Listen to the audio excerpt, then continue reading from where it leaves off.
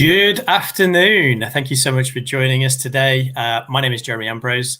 I'm director at Entrepreneurial Spark, and you have joined the live Business Horizon session. And of course, it's Monday at 1 p.m. Where else would you be? We are running these sessions on behalf of the UK Space Agency and in partnership with the University of Strathclyde. We've got a fabulous lineup for you this afternoon. Great topic of conversation, one that's really worth getting some notes on and implementing in your business.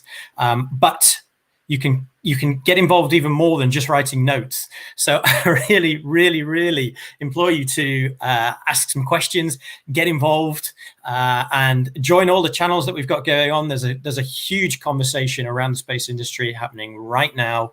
But you can join it as part of this session by using the QR code that's on your screen right now. We're using the event code N739. If you use that code, that should take you to Slido. And Slido is an interactive channel where you can ask any questions of the panel members that we've got coming up, get involved with us. If there are questions on there that we don't get to, then we do publish a blog with answers to those questions. So, and they go onto our website, Entrepreneurial Spark's website. So if you miss your question, please don't think we're being rude. There's probably a lot of questions on there, and we will get to them as we go and as we write that blog, which will no doubt be on live by the pretty quick turnaround by tomorrow afternoon, I'm sure. So there are a number of ways which you can get involved after this. One of them is to share your thoughts and share your learns on social. I think that's really important. Tell people what you found out from the session and help somebody across their barrier, whatever that might be, just by sharing some insight. You are all watching live on the website via YouTube. So if you click on the settings cog, either left or right at the bottom of your screen, you can change the settings. So I am in full Technicolor and you are looking at me in a really clear way, and you can hear me. So you can change those settings to HD and all of those. Further down your screen, if you scroll down a little bit more, you've got a couple more links, again, to carry on those conversations, but more on that as we go through. Fantastic. What is the topic today? We are looking at product market fit. Product market fit, that sounds technical, sounds a bit businessy. Well, we're going to break that down for you and help you to understand what steps you need to take to find product market fit. Or if you already think you're there, what you need to recap on or what you need to be doing to really make sure that your product market fit is fit for the future. So some of the outcomes that we want to achieve today are here. We want to be able to challenge and test how well you understand your customers.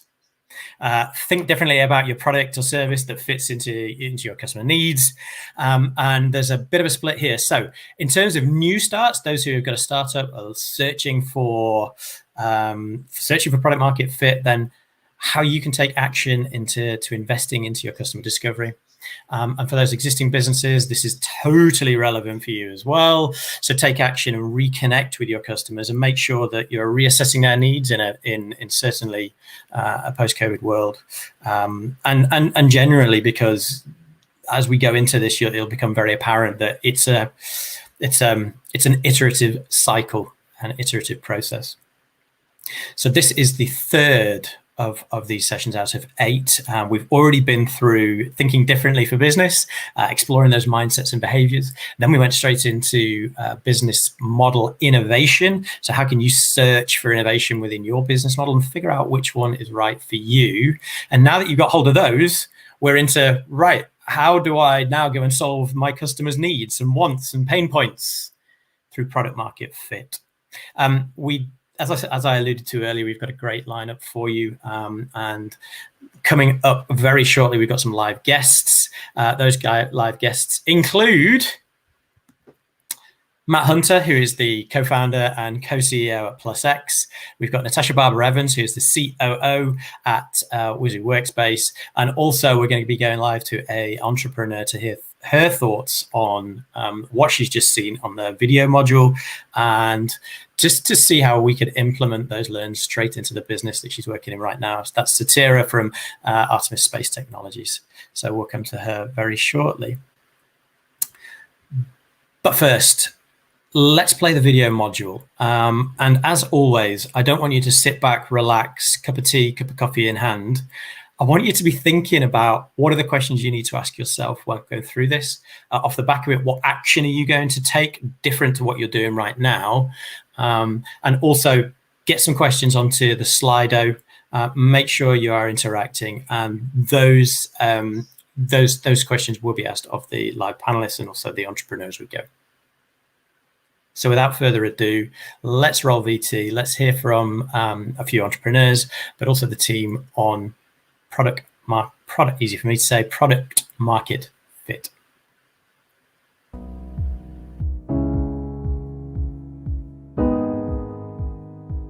A really good way to kick us off today, I think, is with that age-old adage, just because you can doesn't mean you should. That really underlines everything that we're going to cover today with regards to product market fit, and really knowing that you have got somebody who is willing to pay for your product or service that you're wanting to maybe bring to market, or a new innovation that you're working on. Now, this applies just as much as it does to new businesses, to those who are maybe time served, but are perhaps looking to that race to innovation to utilise a new technology or bring something to market, and perhaps are missing out on that vital stage of making sure that there's actually a customer, somebody who's willing to pay for what you've got to offer. So as I say, that's our starting point for today. It's particularly poignant in the tech world. If we look at the space industry, where the art of the possible, what you could do is changing at an infinite speed. And there tends to be this little bit of a race to who can utilise that technology and bring something to market with it fastest. And when that happens, that vital step of just checking that there is somebody, there is a customer, and you know that customer, you know what they're willing to pay for, that can get missed. Sometimes it's because entrepreneurs just get a little bit excited. They've got this great idea, why wouldn't it work? They think that the grit and the determination alone are going to be able to make this a success because they want it to be a success and they think it's great. But we're going to hear from some of our entrepreneurs in a second who have experienced that to their peril to some extent, but they've learned some great lessons and approach how they bring products and services to market now somewhat differently. So let's hear from them. We were pursuing an idea, but that idea was quite problematic because we hadn't really determined whether there was a demand for that idea. So we started as idea first, and what eventuated was no one really being that interested in the problem that we were trying to solve. So fast forward to what we're doing now, we're very much problem focused. And the idea is that if we identify a problem, it's highly likely that there's going to be a need for a solution to that problem, rather than just manufacturing an idea without there being a real problem. If you want to start in whatever business you're in, you have to understand that business. You understand what makes it move. You have to find a way to add value to the customer. And in some ways, you need to be 6 months, 12 months ahead of the customer in understanding that, because it's going to take you that length of time. For us, we're heavily regulated. We have a lot of paperwork to put in place, especially when we're achieving third-party accreditation for it. So we start that journey at minimum of 6 months, preferably 12 months before the client actually comes to you. We come from a propulsion system integration background. We had helped with the integration, and the way I describe that is we're plumbers. We plumb an aircraft engine up to an aircraft. But increasingly then we were advising on certification arguments, validation arguments for testing. We were writing reports, procedures, etc. So for us, the move into testing was quite natural. And when we were in that industry, the move into space was quite natural, because for some of the customers, they were providing product that needed validated for civil aviation, and then the natural progression was space. So for that, it was quite natural. I am ideas driven. I sometimes don't know the good ideas from the bad ideas. And I think that is a major difficulty for the business. So actually, if I could go back, I'd do a number of things differently. In that first year, 6 months to a year, I think I should have spent longer on doing more customer insight instead of trying to look at raising investment and those sorts of things. So that's definitely something if I could go back and redo, I would definitely spend more time and effort doing that customer insight, doing customer research, even if I had the product up and running, just kind of really touching base with the customers on the site, whether they were the retailer side or the customer side. One of the main problems around searching for product market fit when you're an early stage entrepreneur is that you don't actually know what product market fit looks like. It's very hard to quantify. And all of the advice out there is, look, it's just a feeling. If there is so much demand, you know that there is product market fit for what you're producing.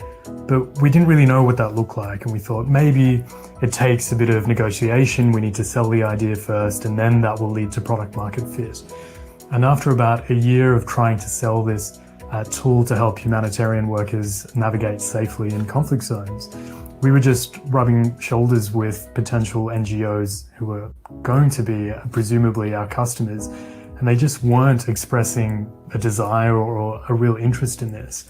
But we thought we'd keep pressing through, and actually it was COVID that ended up completely disrupting this. So we were about to launch a product in Colombia, so a conflict zone that's a bit more accessible than Afghanistan. When COVID happened, the whole country went into lockdown. And so we were faced with this dilemma. Do we just wait for COVID to go away, or do we try and refocus our attention on the current pandemic? So we chose the latter, and we ended up developing a tool called Crowdless, which is a free app that showed people how crowded supermarkets were. So this was the height of lockdown. The only place you could go to was a supermarket. And for us, it was right time, right place. We created this app. It was around a problem that we had direct experience with. We wanted to know the best time to visit a supermarket. And as a result of that, that product went viral. We heard from a number of the entrepreneurs in our community there, some great lessons around how they're now doing things differently, some of those perils that they've maybe come up against when trying to bring a new product or service to market.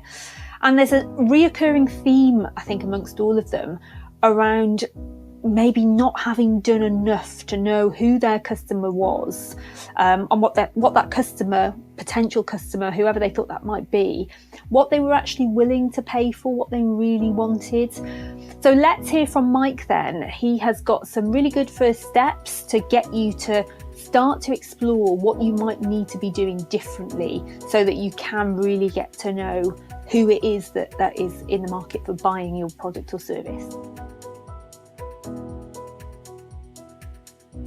When it comes to product market fit, the most important place that we need to start is a deep understanding of your customer.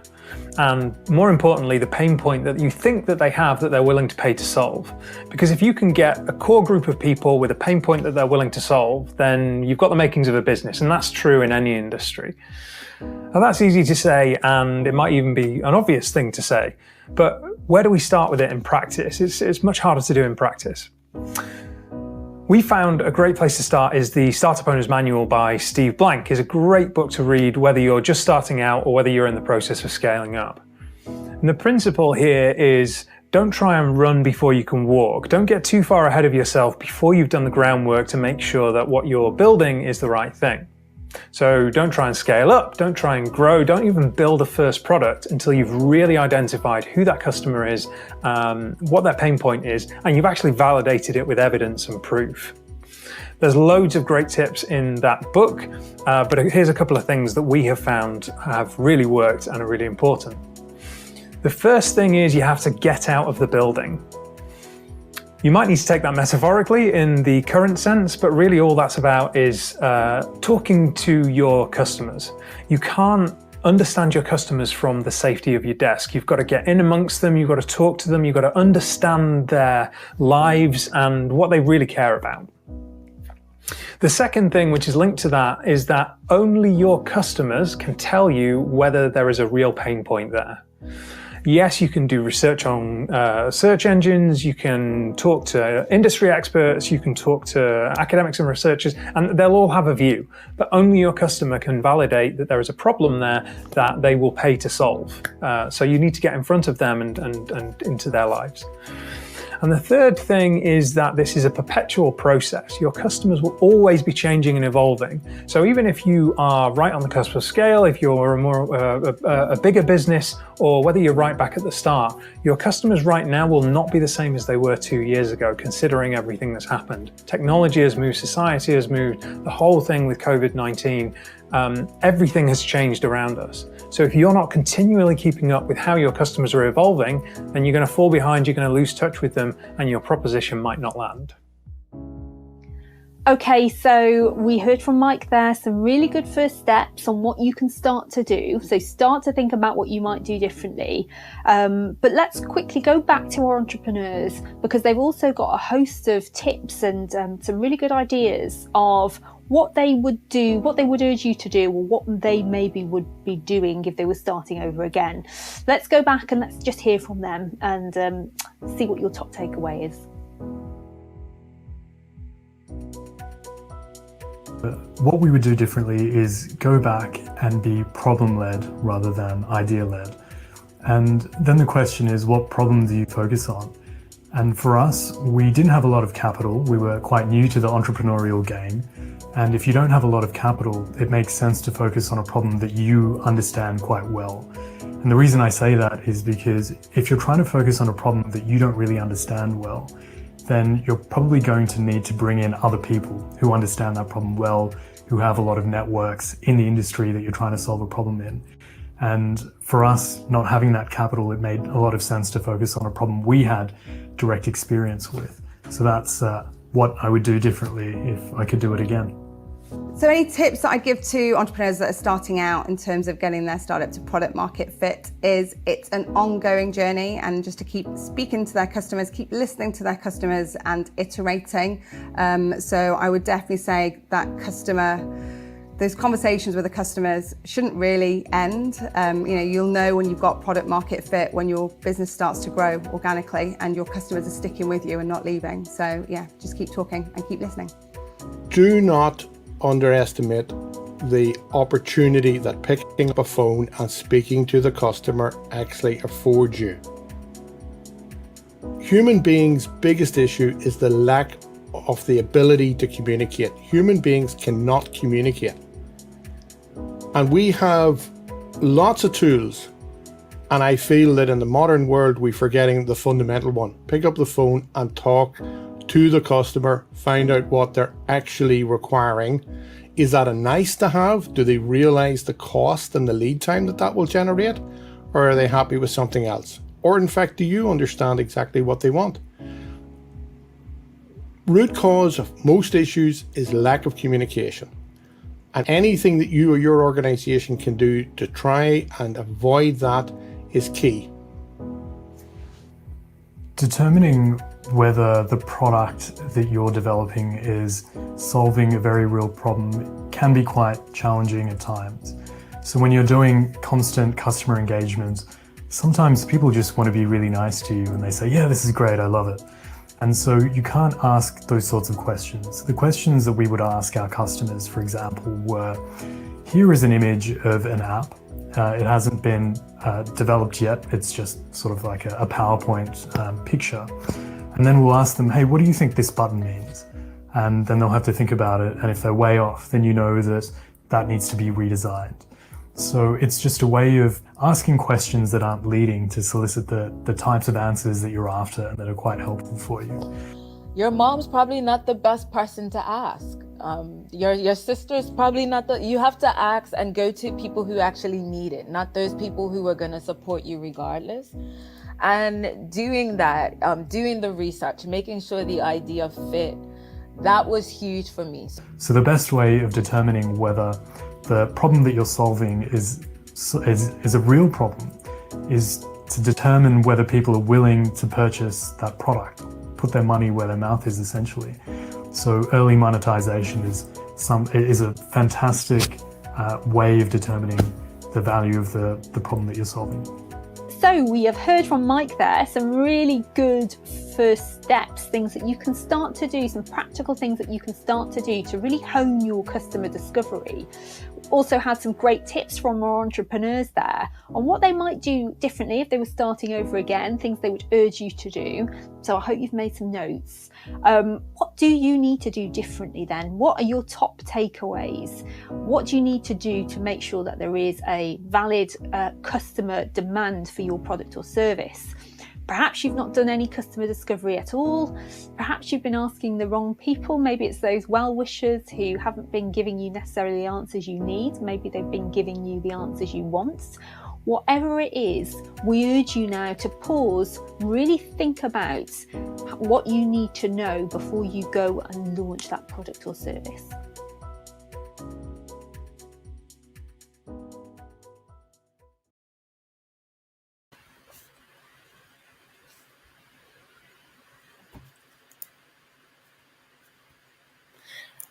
Superb. Yeah, amazing. I was writing notes there as well, actually.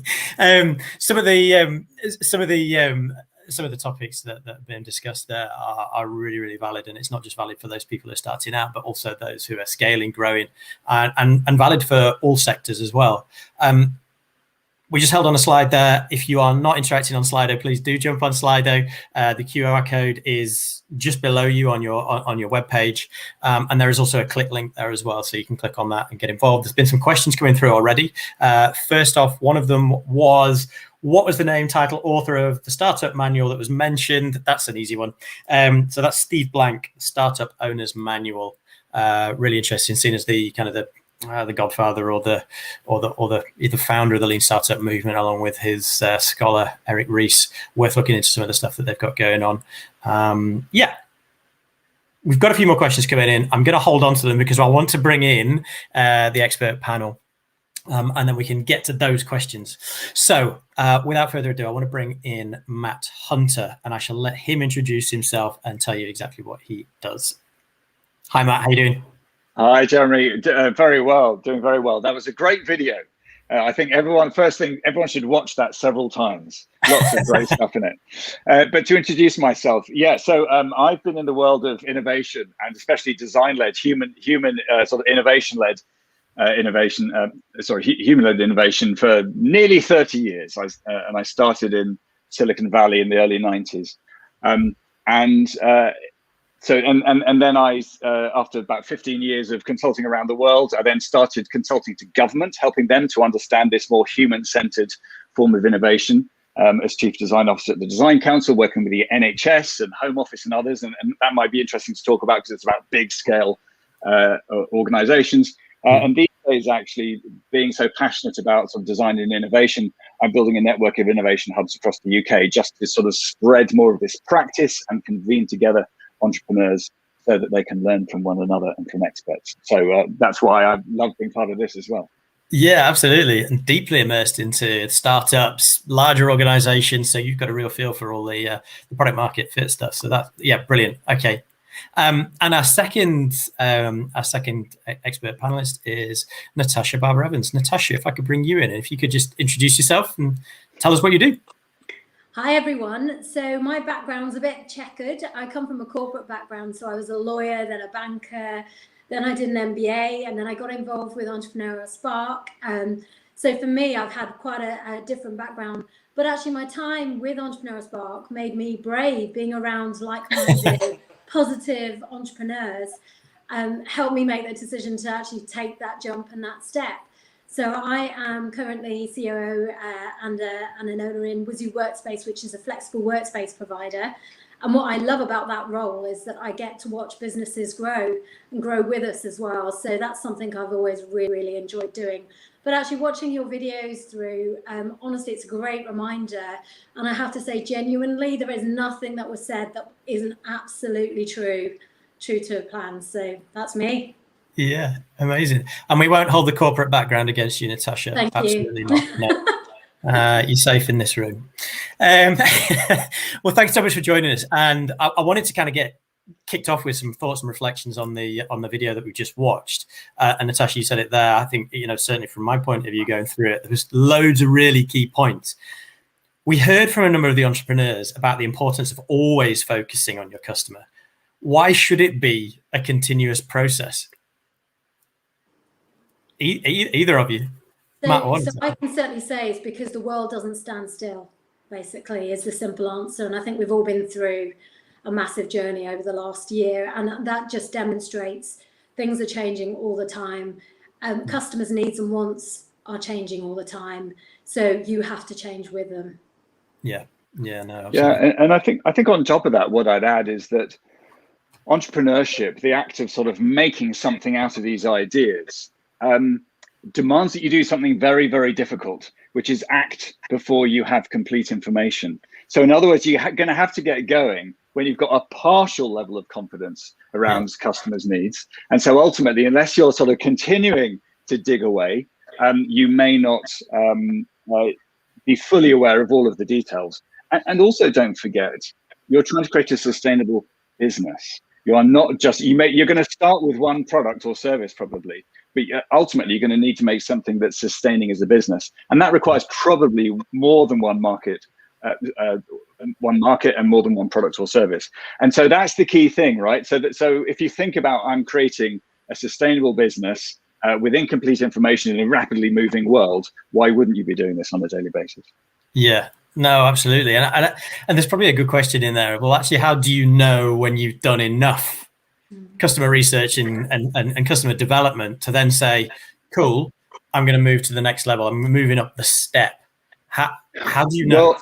Well, I think that's really interesting. And I suddenly thought, when you used the word step there, I thought that itself might be a little confusing, because it sort of implies linear process. And actually, I think one of the big things about this that was alluded to in the video a little bit is it kind of feels non-linear. You're going round in circles. Yes, you are making progress over time, but frankly, some of these steps are going down and some of them are going up, and I'm falling off ledges at some point. And over time, I make progress. I make progress.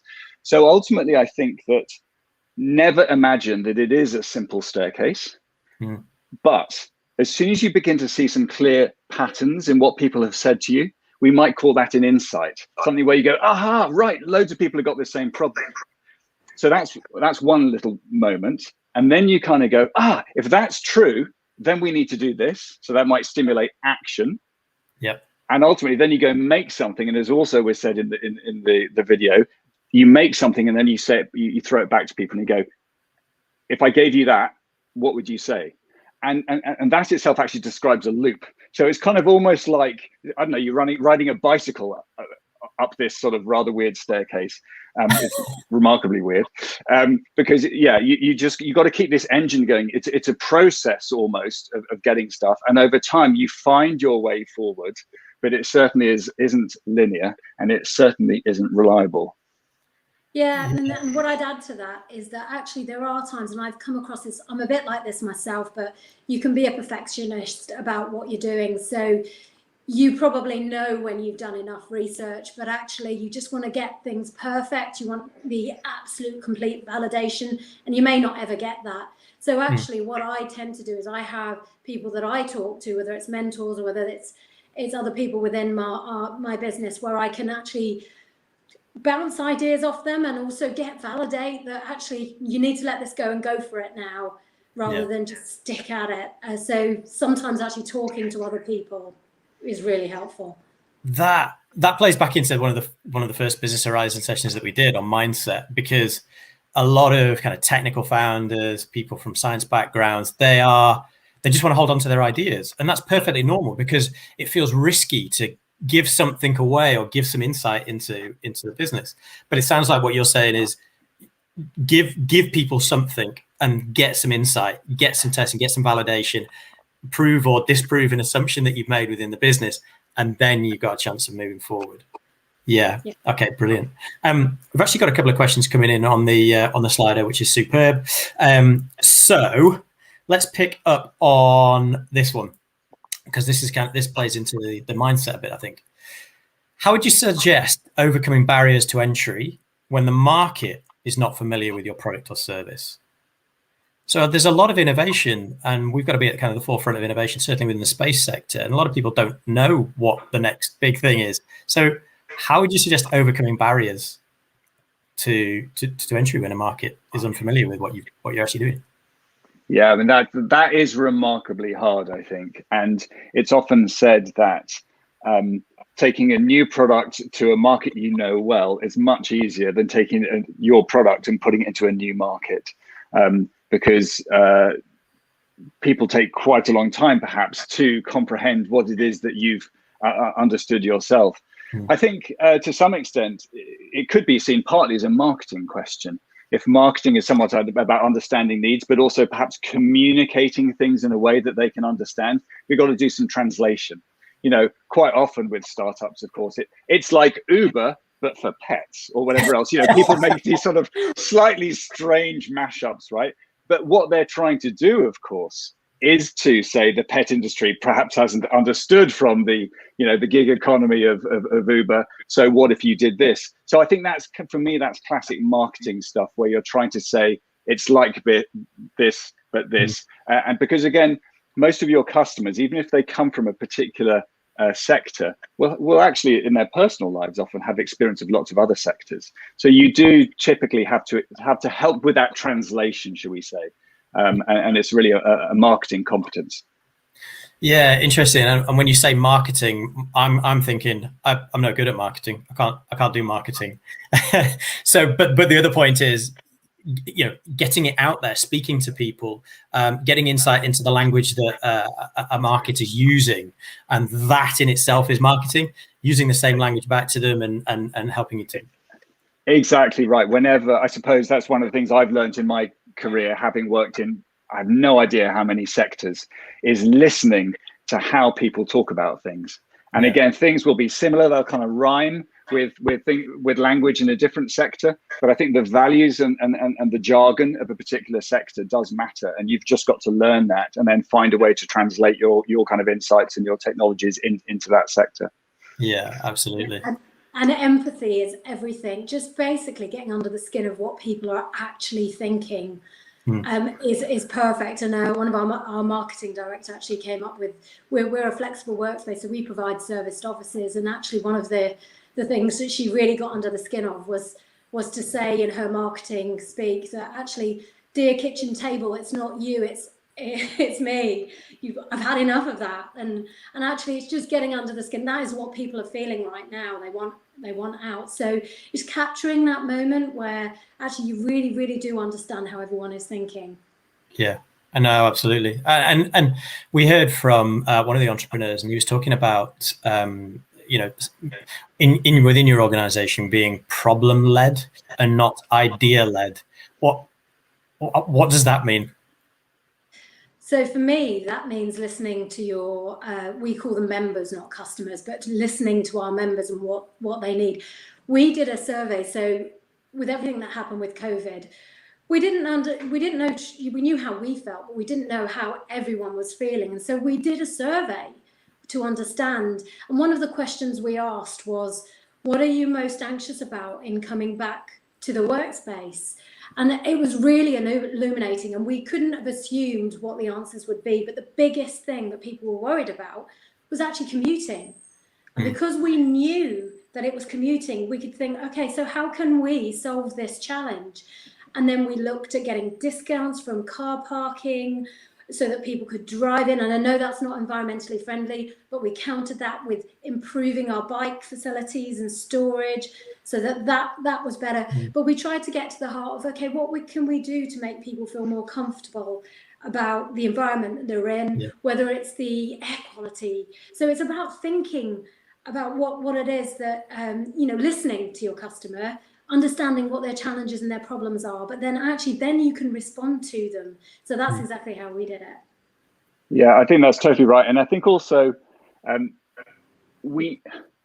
all of us, hopefully, when we're making great things happen, we're passionate about things, right? And so we want to fall in love with something. But generally what people are saying in this context is fall in love with the problem, don't fall in love with the solution. Because the problem is when you fall in love with your own solution, you fail to look at it objectively. But actually, all these new potential customers are completely looking at your solution objectively. And it's that gap almost between your emotion and their lack of emotion. They go, why can't you see that this is fantastic? Because you've fallen in love with the wrong thing, right? Whereas you should be passionate about the problem, i.e. the pain points that your customers are experiencing. So I think that's the main one for me, is almost what to be emotional about. But equally, if you really understand the customer problem, you actually begin to understand the competition. Because actually you're trying to meet your customers' needs, but actually your customers got lots of different needs. You're probably only supporting a little slice of their needs there, right? And actually they've got lots of other things they could be doing, and they might think of the problem as a completely different category to you. So I just think that, you know, that actually helps you to understand your competition. You might find that actually the way that your bit of a solution integrates with another bit of the solution is actually a USP for you. So actually, the more you admit there's competition, which is another great flaw in some entrepreneurs, they never admit there's competition, right? And there is. But if you do admit the competition, then you say, well, this is what I do, and we're excellent at that. These people do this, but actually we integrate with that. And frankly, if you get both these things together, and almost cross-sell, you'll have an even better solution. So again, focusing on the problem just helps you think in so many different ways. It's so much better, and as I said at the beginning, a much better thing to be passionate about. Yeah, definitely. There's some really interesting conversation or questions coming on in on the Slido, and there's almost a switch from let's develop a product that solves a need to what's the need and what's the problem I need to solve to then develop a product. But that's really difficult, you know. And there's that old adage, you know, Henry Ford, if I'd have asked them what they wanted, they would have said faster horses and the car would have never been a thing. But there's a gap. So we heard from the entrepreneurs that they were saying how asking great questions is a way of getting the right insight. How would you advise people to go about searching for a problem and figuring out what that is before going to create a product? Oh, well, again, I think actually one of the entrepreneurs spoke about it very well, saying, frankly, I would have started with something I felt I understood. I mean, it's well known, right? The world of childcare technologies, all the prams and the comforters and the alarms and everything, so many of those are made by new parents. Why? Because new parents find themselves in this massive pain point and they go, right, now I know something. I don't think there's anything on the market. I'm going to do something about it. So I think one does have to be careful slightly of boiling the ocean, as they say, which is there are an infinite problems out there in the world. Not all of them are addressable. And certainly you don't know enough about a lot of them to find an effective answer. So I do think it's a very subtle one, how you as an entrepreneur can be rooted enough in a problem space so that you do have a rough idea of this product market fit. Yeah. And then you keep on asking your customers, maybe you do find new problems that haven't been found before. But I do think that when you do the complete sort of blue skies, what are the problems in the world approach, that can take you a long time. And indeed, that's what startups do. Startups tend not to do that. They say, I think I've found the beginnings of a product market fit. Now let me just prove that out, because that's otherwise you run out of cash. Yeah. Anything to add to that, Natasha? No, I just completely agree with it. You have to understand why you're doing it and why you're interested in it. And if you have no interest in that, then you're going to find it difficult to step into the shoes and understand what they need as well, or validate it. And let's relate this back to the space industry, because certainly your experience with large government organizations, Matt, it's really difficult to have these conversations when your customer might be somebody who's creating defense systems or so. Where would you look to validate or invalidate an assumption that's going to give you, or simply just hold a conversation? Are there other places to go? Well, I mean, I suppose the great thing doesn't matter whether we're talking about space technology in the context of, I don't know, communications technology, which is, of course, the bulk of space industry, or then defense and security.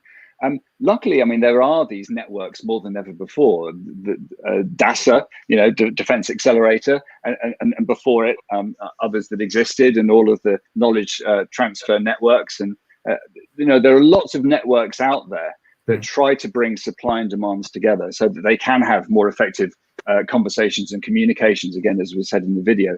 So I think you've just got to keep on looking out for those networks that have been convened in every sector in order to support effectively this. So I think that this has been understood for a long time, and there will always be networks, and you're helping to help people find those networks. Yeah. And there's probably a shameless plug that I need to put in right here, because we've got one of those networks that's going on Thursday, where you can come together and talk about this with like-minded people, industry experts. So please do join the peer-to-peer session that we have on Thursday, and just hold a conversation with somebody who might open up a door for you to have one of those conversations. Yeah. Thank you so much, guys. I do want to bring in, we're going to go straight into our spotlight on the entrepreneur.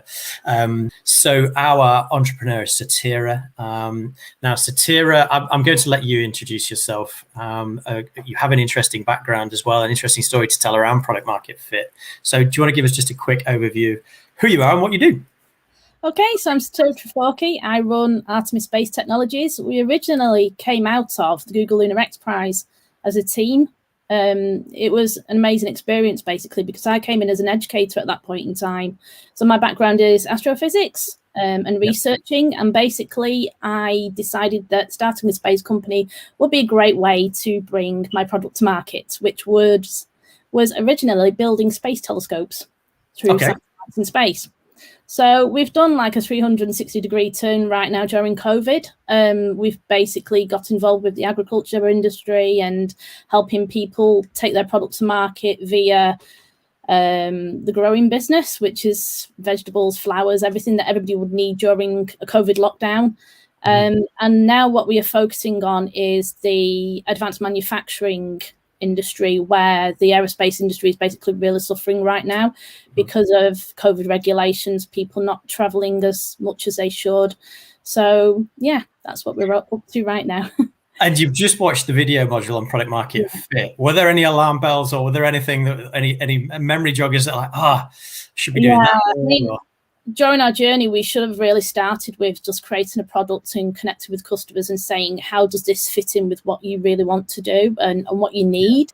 So finding a gap in the market and filling a need is really important as an entrepreneur, because you may have a great idea, but will that actually flourish, and will you find customers, and how do you engage with your customers? So one thing that we've figured out during COVID is that build a community around your product. So social media is a brilliant way to do that right now.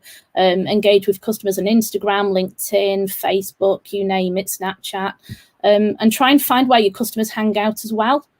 That's something that we learned in the past also. So trying to make your product fit into what a customer really needs is really important. So we would have done that a lot differently a long time ago. Yeah, well, you talked about the iteration of products during lockdowns, and there was almost a need in the business. Yes. But what did that process look like? How did you actually go, do you know what, we need to pivot here? Was it simply that there was no money coming in, or was there? We had a conversation. So basically, where we are right now is we are in the middle of the supply chain. So we talk to manufacturers of satellite components, launch providers, and we fit in the middle of that. So what we found is that it's not just the space industry, but manufacturing as a whole. The way that customers come together with manufacturers is a bit of a gap in the market. Okay. So what we're trying to do right now is actually build a digital platform as a marketplace to bring together suppliers with customers so that they can have those conversations and make those sales that are desperately needed right now during COVID. So there's a gap in the market straight away, that where do manufacturers find the customers? Where do customers find the manufacturers? Especially in the satellite industry, you may be waiting weeks for a response back from a satellite manufacturer. So what we're trying to do right now is actually build a platform so that people can have those conversations and literally find the person they need to talk to straight away rather than waiting weeks. So this is a large problem also in manufacturing, where you're putting a quote in and it takes weeks to get to quote. So it's all about speeding up that process also. Where did you get the insight for that? Because that sounds like a problem that you have in your business, but who else are you solving the problem for? Who else are we solving the problem for? So fellow satellite manufacturers, people which kind of like the downstream of the supply chain. So it's bringing all those people in the supply chain together. We saw a problem and we thought to ourselves, we've got this problem. Other people must have this problem. How do we solve it? Let's solve our own problem. So that's where we got the insight from. And I think over the span of a decade of being involved in the space industry, you see these problems crop up. So you see, for example, fellow startups that are not flourishing. They have had all the investment they need, but really they aren't flourishing as much as they could be. Also, in the space industry, legislation and regulation is a big barrier. So if you want a government customer, it's hard to be able to prove yourself as a startup and say, we're very risk averse. So this is how businesses think, is that how do you cut out the risk and how do you go forward? So you want to cut that risk out by making it more streamlined as such. So that's what we were trying to do. And we thought, okay, let's solve our own problem. Let's just go ahead and do it, which is pretty much how we act as entrepreneurs ourselves as a startup. Yeah, the accidental entrepreneur. But acting as. But interestingly, you know, a 10-year process. You know, this didn't happen overnight. No, it didn't. No. 10 years. There's probably a lot of insight gathering, which has led you to make certain moves along the way. Yeah, you see patterns forming as well.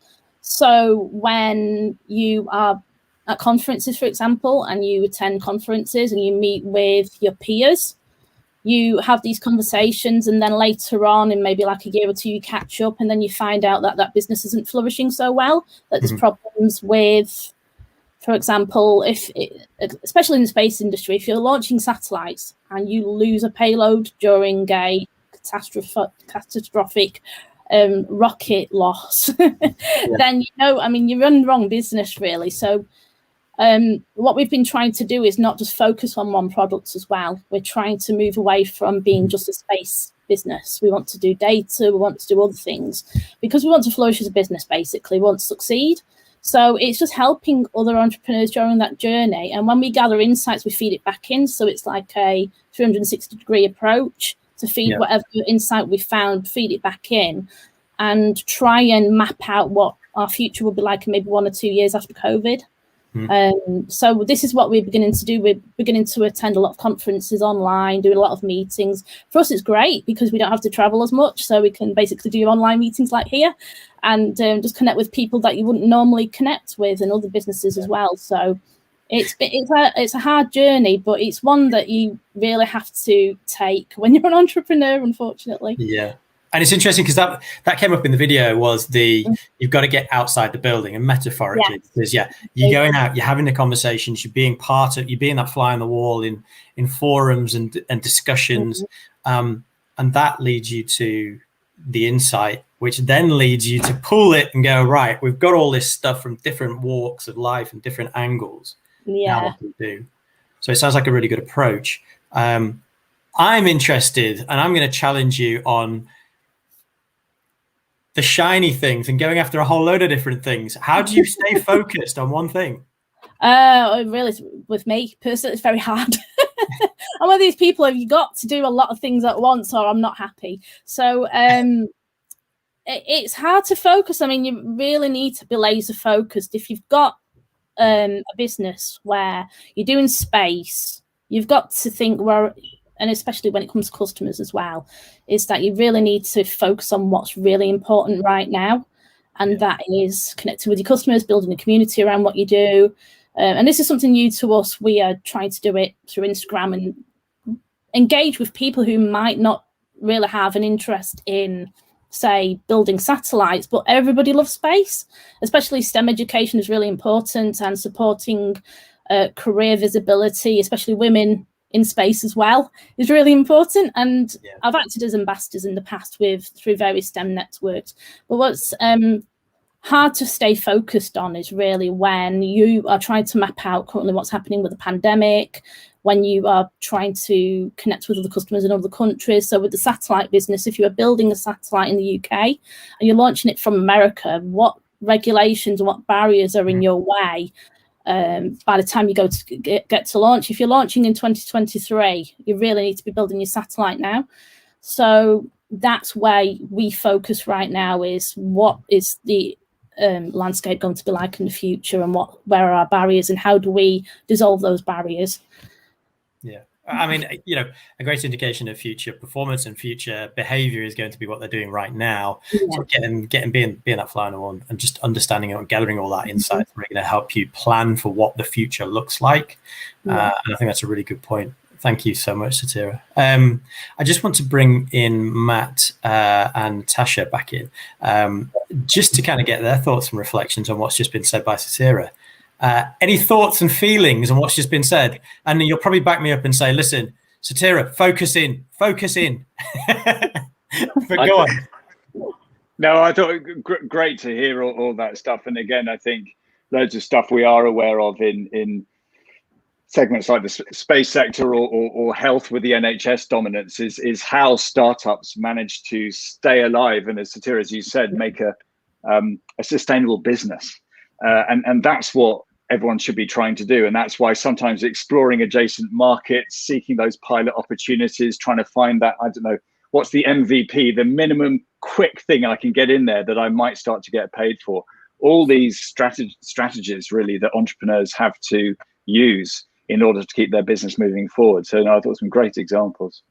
Yeah, brilliant. Yeah, I absolutely loved listening to that.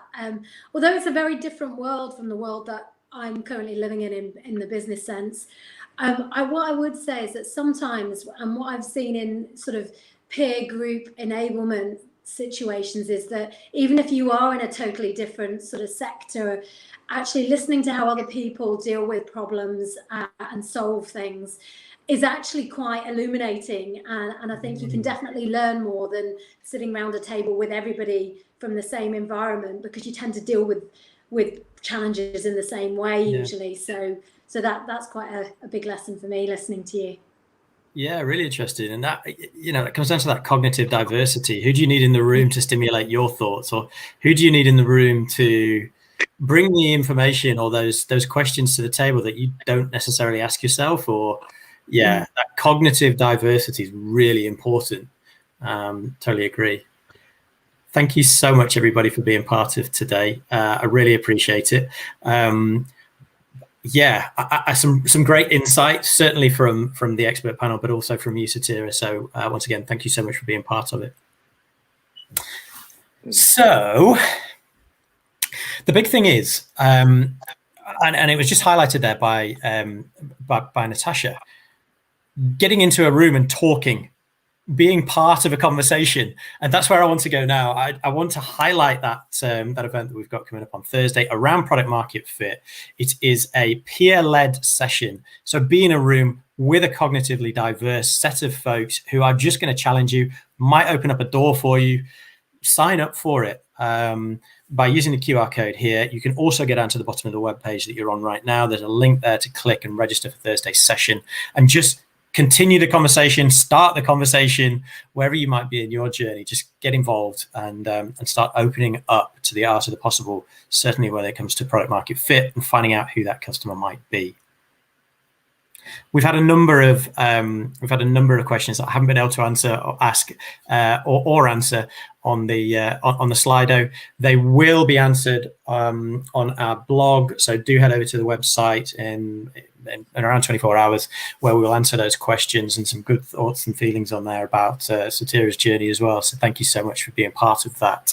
I want to check in on the outcomes. Have we actually done this? Have we actually stimulated some thought, challenged the way you kind of understand your customers, or you're going to interact with your customers? Have you actually thought differently about how your product or service fits the needs of the customer? Those new startups, Now it's time to take action and go and invest in that customer discovery. What are you going to do next to go and do that? And are those existing businesses, how can you reconnect with your customer and reassess their post-COVID needs? Some really interesting tools and some conversation there. Hopefully that stimulated a few thoughts and actions and different behaviors in you as you move forward. The key thing about these sessions are that you do go and take action. So take something and go and put it into action. Entrepreneuring, there's a reason why we call it entrepreneuring. It's the art of doing entrepreneurship. Leave us feedback. Really, really, really, really important. We're going to put there's a quick poll on Slido. It's really, really quick. Please do just fill that in for us so we can iterate on these and make them better, listen to our customers, find out how we could do things better. So please go on there. You can also leave us feedback on our SurveyMonkey, which is on the QR code at the top of your page right now. And if you're really, really inspired to continue the conversation even more than you're going to on that Thursday session, then go and join the Discord channel where the space industry, the space sector problems, the everything you want to know about the industry and making your business sing and purr and move forward, go and have those conversations on the Discord channel that we've got going on there. So scan that. Again, that's down at the bottom of your page. It just leaves me to say thank you so much to everybody for being part of today.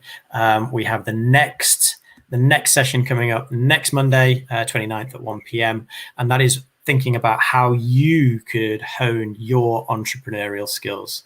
Really look forward to then. Thank you for being part of it and just continue the conversation. Thanks.